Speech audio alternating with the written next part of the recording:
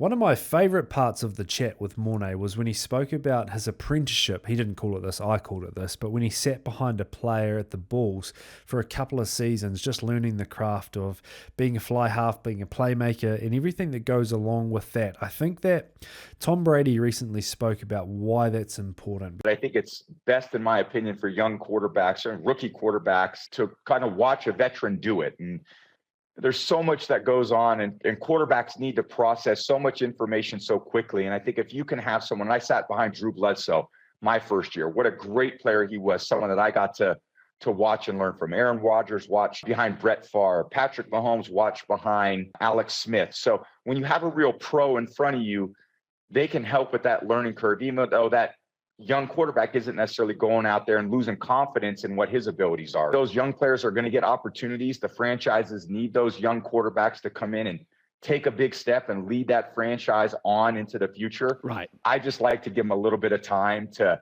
acclimate themselves to the pro game, the pro schedule. I mean, it's a big difference between college football and professional football. When you watch a quarterback, you look at who he speaks to, how he deals with coaches and management, the different areas of the game that he's across, the strategy, the understanding, how in my week do I make this whole beast work better. And I think as a game driver, when you're a 10, you've got to be talking with line-out leaders, you've got to be dealing with pods and setups. You've got to be dealing with the strike moves, the defense plan, the kicking plan, what's happening, where the pressure is coming from, coaching staff, what they're after, what does a successful game look like? Okay, how do I implement that during the week?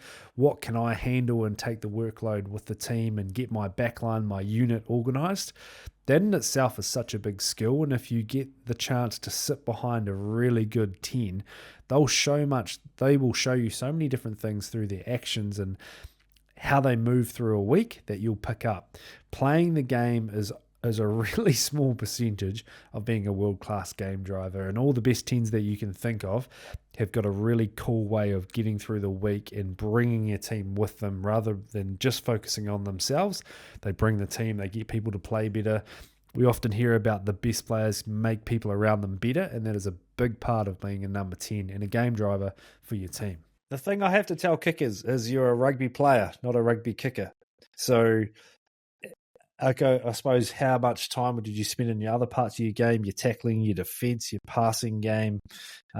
What is something else in the game that you took real pride in as a player?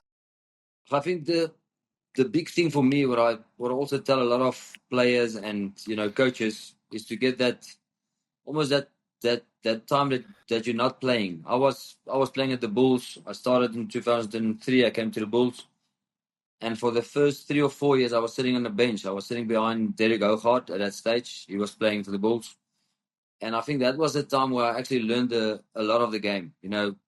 Get a 20 minutes here, get a 30 minutes here, get a 10 minutes here.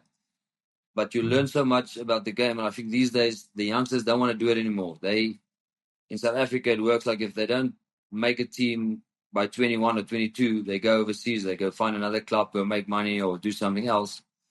Where that's actually, for me, the time where I learned a lot of the game, and to, play behind Derek Hougaard, see how he's doing things, and just the reading of the game. I always tell the fly-offs as well, you must always, while you're playing, you must actually be a phase or two before the game. You must know, if you want to play the forward here, after this I'm going to hit the forward here, and then I'm going to look for the right corner or the left corner. I'm going to see what the fullback's doing. So for a fly-off, you must always be a rock or two before the game. And that's where you start understanding the game, find your depth, rather be a step too deep, because I always tell them it's much easier to go from a kicking stance to a running game, where you're too flat and you want to run, and now all of a sudden you want to kick. Then you must fall back and whatever. So rather be a little bit that half a meter deeper, be ready to do a kick, and if it's not on, you can still run onto the ball and do a pass or whatever you want to do. So yeah, for me, I learned a lot of the game before, of while I was on the bench and not playing.